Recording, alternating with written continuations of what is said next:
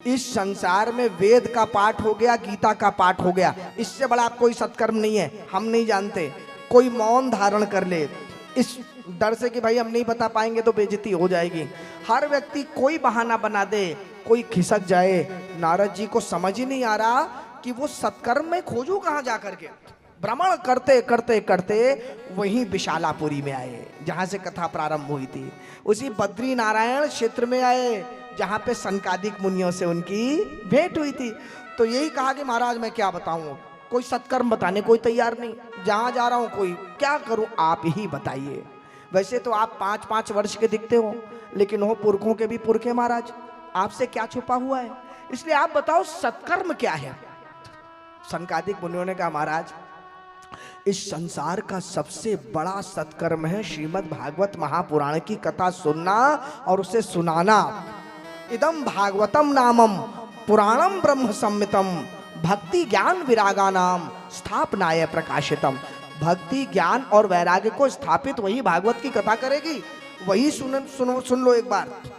तो नारद जी ने कहा एक बात बताइए गुरुदेव, भागवत की कथा ज्ञान वैराग्य को कर देगी तुष्ट, और जो मैंने वेद सुनाए, जो गीता सुनाई, उससे क्यों नहीं हुआ भाई? सब कुछ तो वेदों से ही निकला है। भागवत की कथा में ऐसा कौन सी नई बात है कि वो से हो जाएगा और वेदों से नहीं हुआ?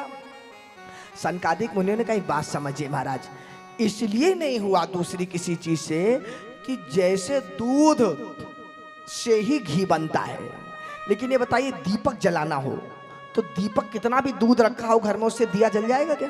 नहीं जलेगा ना। आपने चाय बनाई है, मेहमान ज्यादा बढ़ गए, वो काम दूध करेगा, उसमें घी डालोगे तो होगा क्या? नहीं होगा ना है? लेकिन आप पूड़ी तल रहे हैं और पूड़ी तलते समय मेहमान और बढ़ गए, तो कितना भी दूध रखा हो, दूध को करने से पूड़ी बन जाएगी क्या? वो तो घी से ही बनेगी ना। ठीक उसी प्रकार महाराज श्रीमद् भागवत महापुराण भी सब कथाओं का सार है। जैसे वृक्ष से फल उत्पन्न होता है ना, गन्ना सबसे सरल उदाहरण उसका दिया, गन्ने से शक्कर बनता है, घी गुड़ बनता है गन्ने से ना। लेकिन ये बताइए कि आपने किसी को मिठाई बनाई, मैं जैसे चाय मान लीजिए, चाय बनाई और कम पड़ गई और गन्ने के आपके पास सब डंडे रखे हैं बड़े बड़े हैं, तो उसको घुमाने से तो मीठी नहीं होगी, शक्कर ही वो काम करेगी, गुड़ ही वो काम करेगा। ठीक उसी प्रकार जो काम भागवत कथा करेगी वो वेद नहीं कर सकते। वेदों का सार है श्रीमद् भागवत महापुराण महाराज, इसलिए इसको सुनने से ही कल्याण होगा। तो नारद जी महाराज ने कहा अगर ऐसी बात है महाराज तो ठीक है, आप हमको वो कथा सुना दीजिए, हम सुनने को तैयार हैं। लेकिन महाराज एक बात आज मुझे समझ में आई, मैं इतना बड़ा ज्ञानी नारद जी बना घूमता, जो ज्ञान का उदय हो, जो अज्ञान को नष्ट करे वो नारद, जो ज्ञान की प्राप्ति कराए वो नारद जी। उनका देखो, लेकिन आज इतनी सरल सी बात और मुझे समझ नहीं आई जो आपने ऐसे ही समझा दी। नारद जी ने हाथ जोड़कर सनकादिक मुनियों से कहा महाराज भाग्योदयेन बहु जन्म समर्जितेन सत्संगमं च लभते पुरुषो यदावे अज्ञान हेतु कृत मोह मदांधकार नाशम विधाय ही तदोदयते विवेकः। नारद जी महाराज ने कहा सनकादिक मुनियों से भाग्योदयेन बहु जन्म समर्जितेन, जब न जाने कितने जन्मों का भाग्योदय होता है और कितने जन्मों के हमारे अर्जित संचित पुण्य उदय होते हैं, तब सत्संगमम च लभते पुरुषो यदावे, तब पुरुष को यदा कदा सत्संग का लाभ मिलता है। और ये सत्संग क्या करता है?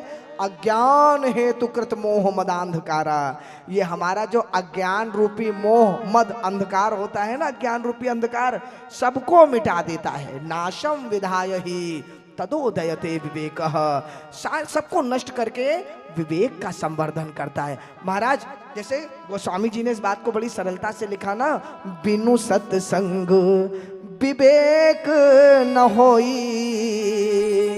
राम कृपा बिनु सुलभ न सोई। भगवान की कृपा होती है तब सत्संग होता है, और जब सत्संग होता है तब विवेक का संवर्धन होता है। तो कहा महाराज फिर हमको कथा सुना दीजिए जल्दी से। नहीं, ऐसे कथा नहीं सुना पाएंगे, उसके लिए आपको हमारे साथ हरिद्वार चलना पड़ेगा। आनंद घाट पे चलना पड़ेगा न। चल पड़े गंगा द्वार समीपे तू तटम आनंद नामकं। आनंद घाट पे नारद जी महाराज को लेकर के पहुंच गए सनकादिक मुनि। अब जब वहां पर माताओं बंधुओं कथा प्रारंभ होने लगी तो पहले नारद जी महाराज जी ने सबसे आगे श्रोता बन के नारद जी महाराज बैठ गए संतों महात्माओं को लेकर के न। एक तरफ तीर्थ बैठे, एक तरफ वेद आदि बैठे, एक तरफ माताएं बैठी, एक तरफ समस्त सरिताएं बैठी, एक तरफ पुरुष बैठे, एक तरफ देवता बैठे, सब लोगों की अपनी अपनी समूह लगा हुआ है। नारद जी ने सबसे पहले का एक बात बताइए गुरुदेव, कथा तो प्रारंभ होगी लेकिन ये बताइए कि ये सप्ताह पारायण ही क्यों, 7 दिन का कैसे व्यवस्था बनाई गई?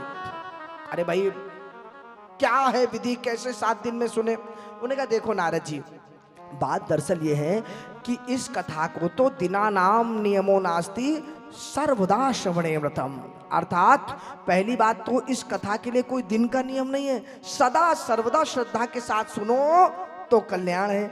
लेकिन महाराज एक बात बताओ, आज कलयुग का ऐसा प्रभाव है, इस कथा को सुनने का जो नियम है उसमें ब्रह्मचर्य आवश्यक है, सत्य का पालन आवश्यक है, सारे मनोदोषों को जीत करके इस कथा को सुनना है। क्या कलयुग के रहते हुए ये हो सकता है संभव है? कोई जीवन भर क्या क्रोध नहीं करेगा, उसको काम उत्पन्न नहीं होगा, लोभ उत्पन्न नहीं होगा, झूठ नहीं बोलेगा? तो जब झूठ बोले, नियम लिख दिया ना पहले, तो जब झूठ बोलेगा और कथा सुनेगा तो कैसे सोच लेगा कि मेरा कल्याण होगा? जब धर्म का पालन नहीं करेगा और कथा सुन लेगा तो कैसे कल्याण होगा? तो महाराज उसके लिए ये नियम बनाया गया कि कम से कम 7 दिन तो प्रयास कर ले वो, 7 दिन श्रद्धा के साथ ऐसे बैठ जाए कि भाई मैं कोई विकार अपने मन में नहीं लाऊंगा। देखिए कहा मनोदोष सेवो कथायाम निश्चलामति, श्रोता के गुण बताए। 7 दिन कथा होनी, इस पर चर्चा कर लूं फिर आगे आऊंगा, ध्यान दीजिएगा। क्या गुण है, श्रोता को कैसा होना चाहिए? उन्होंने कहा महाराज श्रोता को ऐसा होना चाहिए कि विश्वासो गुरु विश्वास वाक्येषु स्वस्मिन दीनत्व भावना मनोदोष जयसेवो कथायाम निश्चलामति। 7 दिन आप सब श्रोता हैं, प्रधान श्रोता के रूप में तो चलो हमारे मैनेजर जी हैं, मनदीप जी हैं, लेकिन श्रोता तो सब हैं, सुनने तो सब बैठे।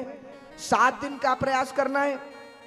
पहली बात तो संत महात्मा की बात पर विश्वास करके कथा सुननी है। कोई भी कथा सुनने जाओ बिना विश्वास के कथा का फल नहीं है, विश्वास के साथ जाओ न। तो पहली बात वाणी में विश्वास, दूसरी बात स्वस्मिन दीनत्व भावना। यहाँ 7 दिन कथा हो रही, किसी के मन में ये भावना नहीं आए अरे मैं कथा करा रहा हूं, देखो तो मैंने कितना बड़ा काम कर दिया, नहीं, दीन भावना से अरे प्रभु जो करने कराने वाले हो सो सब आप हो, मैं कौन होता हूँ ये कराने वाला। बिल्कुल भी 7 दिन मन में अभिमान नहीं आना। मनोदोष सेव, मन के सारे विकारों पर इन 7 दिन प्रयास करो विजय प्राप्त करने का। मुख्य रूप से श्रोताओं को 7 दिन क्रोध नहीं करना, 7 दिन एक दूसरे से युद्ध विवाद नहीं करना, न निंदा प्रपंच में तो लगना ही नहीं है एक दूसरे की बुराई करने में कि पता लगा 7 दिन यही चल रहा है कि इन्होंने ऐसा कर दिया उन्होंने वैसा कर दिया, नहीं। केवल ये 7 दिन मन को जीतने का प्रयास करना है और यही 7 दिन फिर अभ्यास पड़ता जाएगा। भाई पहले शुरुआत होती फिर अभ्यास पड़ता है किसी चीज का। तो कहा महाराज समस्या ये है कि हमेशा तो व्यक्ति कर नहीं सकता, इसलिए 7 दिन का नियम रखा गया। 7 दिन सत्य का पालन करते हुए, ब्रह्मचर्य का पालन करते हुए, मन को, मन के विकारों पर किसी प्रकार से उससे विजय प्राप्त करते हुए श्रद्धा से 7 दिन कथा सुने तो लाभ है। कहा महाराज ये सप्ताह पारायण की ये महिमा है, अगर कोई सप्ताह पारायण श्रद्धा से सुन लेना तो इस ज्ञान यज्ञ से बड़ा कोई यज्ञ नहीं है, ये समस्त तीर्थों से बढ़कर है, ये समस्त जितने यज्ञ अनुष्ठान जप तप हैं सबसे बढ़कर है। इस संसार में ऐसा कुछ नहीं, अरे मैं आपको क्या बताऊं, ये तो सबसे बढ़कर है, इससे बढ़कर कुछ भी नहीं है। न गंगा न गया काशी पुष्करम न प्रयागकम। इस संसार में गंगा माता ही सबसे पवित्र है, गया आदि तीर्थ मुक्ति के लिए है, लेकिन महाराज इस कथा की समता शुक शास्त्र कथायाश फलेन समतानयेत, सप्ताह पारायण से सुनने का जो फल है वो कोई नहीं दे सकता इस संसार में, सबसे बढ़कर है ये। तो जब ये कहा तो नारद जी ने कहा महाराज फिर एक बात और आई। उधर शनकादिक जी ने भी यही पूछा, ये कैसे हो सकता है कि सबसे बढ़कर है भाई, हैं? और भी चीजें हैं, यही क्यों सबसे बढ़कर है ये तो बताओ। तो कहा महाराज दरअसल बात ये है कि जब भगवान श्री कृष्ण अपने धाम को जाने लग गए, अभी चर्चा करेंगे उसके भी आगे, तो उन्होंने उद्धव जी महाराज को उपदेश दिया। और उपदेश देते समय उद्धव जी ने कहा कि प्रभु आप हम सबको छोड़ करके अपने धाम को जा रहे हैं। प्रभु हमको माया का इतना भय नहीं है जितना आपके वियोग का भय है। प्रभु जरा ये तो सोचो, आपके जाने के बाद आपके भक्त कैसे रहेंगे धराधाम पे, उनको कोई तो अवलंब देके जाओ, कोई तो सहारा देके जाओ। प्रभु निर्गुण उपासना में बड़ा कष्ट है, सगुण उपासना सुगम है। प्रभु कुछ तो आप अपना सहारा टेक दो। जब ये बात कही तो भगवान ने उद्धव जी की बात रखने के लिए अपनी सारी शक्ति को श्रीमद् भागवत महापुराण के अंदर समाहित कर दिया और एक स्वरूप से अपने नित्य धाम को चले गए और एक स्वरूप भागवत भगवान के अंदर प्रवेश कर लिया।